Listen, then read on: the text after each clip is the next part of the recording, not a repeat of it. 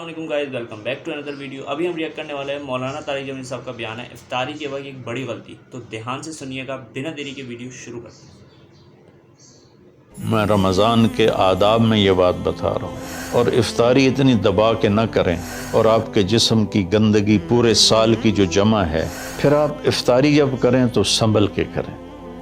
ٹھنڈا برف سے بھرا ہوا پانی، بالکل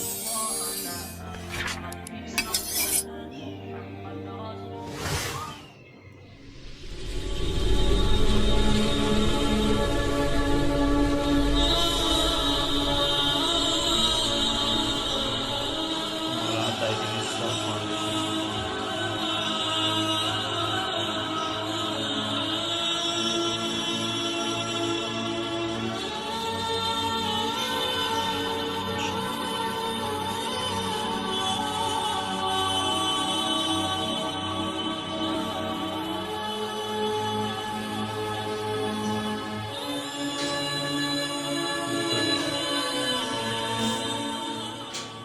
زکوٰۃ دینی چاہیے۔ جس کو رمضان ملے وہ روزہ رکھے۔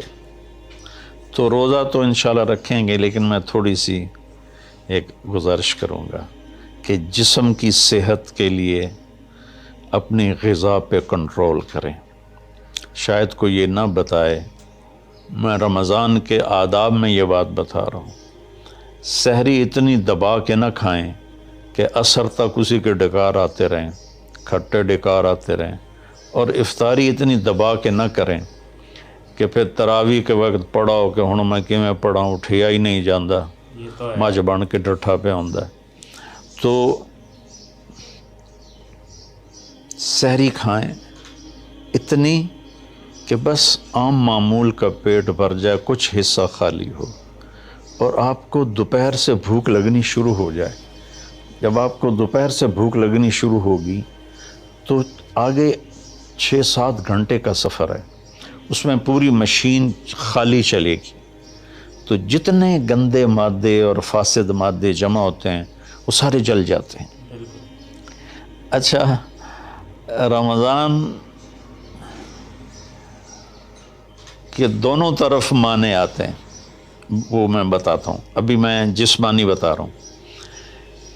اچھا، ایک اور بھی بڑا خوبصورت رمضان کا معنی ہے۔ اللہ کے نبی نے فرمایا کہ یہ نہ کہا کرو رمضان آ گیا اور رمضان چلا گیا، کہو رمضان کا مہینہ آ گیا، رمضان کا مہینہ چلا گیا، چونکہ رمضان اللہ کا نام ہے، رمضان اللہ کا نام ہے۔ اللہ اس میں اپنے بندوں کے گناہوں کو جلا دیتا ہے، تو اس لیے یہ تفسیر رازی کی روایت بیان کر رہا ہوں، اس کی صحت اور ضعف کے بارے میں مجھے نہیں پتہ۔ تو رمضان کہتے ہیں جلا دینا، جلا دینا یا جل جانا۔ تو جب آپ کا فاقہ 12 بجے سے شروع ہو جائے گا اور 6-6:30 بجے تک چلے گا، تو آپ کے جسم کا ایک ایک خلیہ گرم ہو جائے گا، اور اس میں سے بھاپ نکلے گی، اور آپ کے جسم کی گندگی پورے سال کی جو جمع ہے وہ جلنا شروع ہوگی۔ پھر آپ افطاری جب کریں تو سنبھل کے کریں۔ ٹھنڈا برف سے بھرا ہوا پانی اور روح افزا اور جام شیریں اور دودھ سوڈا، اور اس میں برف کے اتنے بڑے بڑے ڈلے ڈال کے جب آپ پیتے ہیں تو سارے دن کے روزے کا جسمانی فائدہ فوت ہو جاتا ہے، ختم ہو جاتا ہے۔ سنبھل کے پانی پئیں، اور روم ٹمپریچر کا پانی پئیں۔ اس وقت معدہ گرم ہوتا ہے، اس میں ٹھنڈی بلا ڈالنا، اور پھر آپ اس پر دوسرا ظلم یہ کرتے ہیں کہ اتنا ٹھنڈا پینے کے ساتھ گرم گرم سموسے کھاتے ہیں، یہ ہے۔ گرم گرم پکوڑے کھاتے ہیں، اور کئی ماشاءاللہ ساتھ وہ پیس کو بھی ملاتے ہیں، کوئی چانپیں ملاتے ہیں، کوئی پیس ملاتے ہیں۔ یہ افطاری ہوتی ہے، اور پھر کھانا اس کے بعد ہوتا ہے۔ تو سادہ پانی سے روزہ افطار کریں، اور مغرب کی نماز کے بعد ہلکا پھلکا کھانا لیں، اور پھر تراویح کا انتظار کریں، تراویح پڑھیں، اور اس کے بعد جس کا ذوق ہے ٹھنڈا پانی پینے کا وہ ٹھنڈا پی لے، گرم کا ذوق ہے گرم پی لے۔ لیکن برائے مہربانی کئی چیزوں کا، اب میں ایک آپ کو مثال دیتا ہوں. یہ ہماری گاڑیاں ہیں معمولی سی، تو ہم اس میں دیکھتے ہیں کہ اچھا پیٹرول کہاں ملتا ہے. جس پیٹرول پمپ کا پتہ چلے کہ پیٹرول اچھا نہیں، ہم سزوکی والا بھی آگے چلا جاتا ہے کہ ویکھو چنگا پیٹرول کتھوں لبدا ہے. اور جن کے پاس مہنگی گاڑیاں وہ ہائی آکٹین ڈلواتے ہیں، جو پیٹرول کی سب سے اچھی قسم ہوتی ہے. تو ہم اپنی ایک چھوٹی سی گاڑی، چند لاکھ یا چند کروڑ کی گاڑی کو اچھا پیٹرول دینے کے لیے کئی کلومیٹر سفر کرتے ہیں کہ وہاں کا پیٹرول پمپ اچھا ہے. اور یہ جو گاڑی ہے جس کی آنکھ کا یہ ابرو کا یہ جو پپوٹے کا بال ہے، یہ اگر گر جائے تو ساری دنیا مل کے نہیں دے سکتی. بالکل حقیقت. ایک نوخن اگر گر جائے تو پوری دنیا مل کے وہ نوخن نہیں دے سکتی. کون چاہتا میں گنجا ہو جاؤں؟ ایک بال گرتا ہے تو پوری دنیا کی طاقت مل کر وہ بال واپس نہیں لا سکتی. تو اس کو ہم گندی سے گندی چیزیں کھلاتے ہیں. کچوریاں کھا رہے ہوتے ہیں، قتلمے کھا رہے ہوتے ہیں کہ افطاری ہو رہی.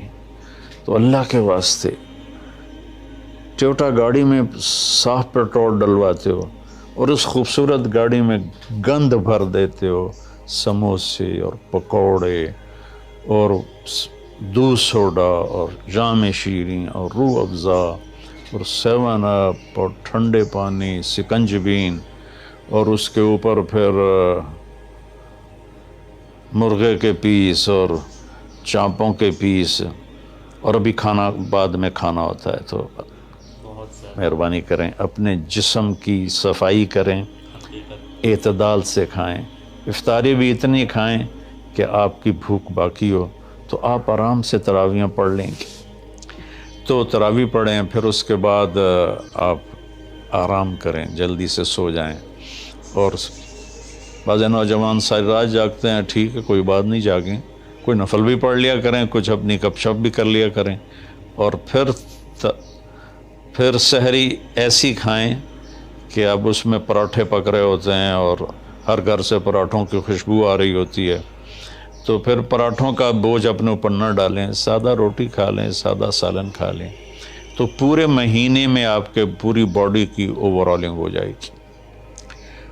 یہ تو جسمانی فائدہ ہوگا. روحانی لحاظ سے کیا ہے؟ شہر رمضان، رمضان جل جانا، جلا دینا، رمضان کا مہینہ. اس لیے اللہ کے نبی نے کہا، یہ کہا کرو ماہ رمضان آیا اور ماہ رمضان گیا، کیونکہ اللہ آنے جانے سے پاک ہے. تو اللہ کا نام رمضان ہے. یہ امام راضی کی روایت ہے. تو یہ نہ بھی ہو تو رمضان میں جلنے کا مطلب کیوں ہے؟ اسی مہینے کے ساتھ کیوں ہے کہ ہر روزے کے ساتھ اللہ اس کے گناہ معاف کرتا ہے، اس کے گناہوں کو جلاتا ہے، اس کی بھوک کی آگ میں جلاتا ہے، جلاتا ہے، جلاتا ہے. آخری روزے اللہ تعالیٰ کیا کرتے ہیں کہ اس کے سارے گناہوں کو جلا کے راکھ کر دیتے ہیں اور اپنی رحمت. اچھا، رمضان کا مطلب بارش بھی ہے. جو سبحان، عربی بھی عجیب زبان ہے. رمضان کا مطلب بارش بھی ہے. رمضان کا مطلب اگر رمضا مصدر ہو، رمضا، تو یہ بارش کا مطلب ہے. رمضا ہو تو یہ جلانے کا مطلب ہے. سبحان اللہ، کہ رمضان ایسا مہینہ ہے کہ اس میں ایسی رحمت کی بارش ہوتی ہے، سارے گناہ دھل جاتے ہیں. رمضان ایسا مہینہ ہے کہ اس میں ایسی اللہ کی رحمت متوجہ ہوتی ہے کہ سارے گناہ جل کے راکھ ہو جاتے ہیں، ہوا میں اڑا دیے جاتے ہیں راکھ کی طرح. تو یہ تب ہوگا جب ہمارا پورا جسم روزہ رکھے، ہماری آنکھیں روزہ رکھیں، ہمارے کان روزہ رکھیں، ہماری زبان روزہ رکھے، ہمارے ہاتھ روزہ رکھیں، ہمارے پاؤں، ہمارا دل، دماغ روزہ رکھے. تو پھر یہ روزہ، یہ رمضان بنے گا اور ہمارے گناہوں کو جلا دے گا یا دھو دے گا. اور اس میں خاص طور پر اللہ کے نبی نے فرمایا کہ شراب پینے والا توبہ کر لے، چونکہ شرابی کی بخشش نہیں ہوتی رمضان میں۔ ایک ہوتا ہے دلیر ہو کے پینا، کوئی نہیں، کچھ نہیں ہوتا، اللہ بڑا غفور و رحیم ہے، یہ تو سارے پکڑے جائیں گے۔ ایک آدمی میرے پاس آیا، وہ کہنے لگا جی مجھے شراب کی عادت ہے، چھٹتی نہیں، کئی دفعہ چھوڑی ہے پھر نہیں چھوٹتی، اور پھر جو وہ دھاڑیں مار کے رویا، اتنا رویا کہ میں بھی غمگین ہو گیا اس کے رونے کو دیکھ کر۔ اس کا معاملہ اور ہے، تو اس پر اللہ کی رحمت نازل ہو جائے گی، چونکہ جو توبہ کرتا رہتا ہے پھر اس سے ٹوٹ جاتی ہے، وہ دن میں 70 دفعہ بھی توڑے گا اور توبہ کرے گا تو اللہ کے ساتھ دوستی باقی رہے گی۔ تو ایک شرابی ہے تو اللہ کے واسطے چھوڑ دے۔ ماں باپ کو دکھ، عق الوالدین، ماں باپ کی نافرمانی نہیں فرمایا، ماں باپ کو پرزے کر دینا۔ نافرمانی تھوڑی بہت ہر بچے سے ہو جاتی ہے، لیکن ایسی نافرمانی کہ ماں باپ کا دل ٹکڑے ٹکڑے ہو جائے، اس کو کہتے ہیں عقوق الوالدین، عاق لوالدیہ۔ جو ماں باپ کے دل کو ٹکڑے ٹکڑے کر دے اس کی بھی بخشش نہیں ہوتی۔ تو مشاحن، جو دل میں کینہ پال کے رکھتا ہو کسی کے لیے، اور بغض رکھتا ہو کسی کے لیے، نفرت رکھتا ہو کسی کے لیے، حسد رکھتا ہو کسی کے لیے، ایک اس دل پر اللہ کی رحمت کی نظر نہیں پڑتی۔ اور ایک قاطع الرحم، جو رشتہ داروں سے لڑتا ہو، رشتہ داروں سے ماتھا جو مارتا ہو، کبھی سینگ پھنسائے ہیں، کبھی اس کے ساتھ کبھی اس کے ساتھ، خونی رشتوں میں جو غلط سلوک اختیار کرتا ہے، ایک اس کی خاص طور پہ بخشش نہیں ہوتی۔ تو باقی اللہ کا دریائے رحمت ہے، جو بھی توبہ کرے گا، مشرک بھی توبہ کرے گا معاف، سود خور توبہ کرے گا معاف، چور توبہ کرے، ڈاکو توبہ کرے، زانی توبہ کرے، قاتل توبہ کرے، شرابی توبہ کرے، ماں باپ کا نافرمان توبہ کرے، اور رشتہ داروں سے لڑنے والا توبہ کرے، نفرت رکھنے والا توبہ کرے، اور سود پہ کام کرنے والا توبہ کرے، سود کھانے والا توبہ کرے، سب معاف ہو جائے، سب معاف ہو جائے۔ اور اللہ سے مانگیں کہ اللہ تعالیٰ اس میں ہماری جسمانی صحت بھی بحال کر دے اور روحانی صحت بھی بحال کر دے، اور ہمارے گناہوں کو معاف کر دے۔ السلام علیکم ورحمۃ اللہ وبرکاتہ۔ جزاک اللہ خیر۔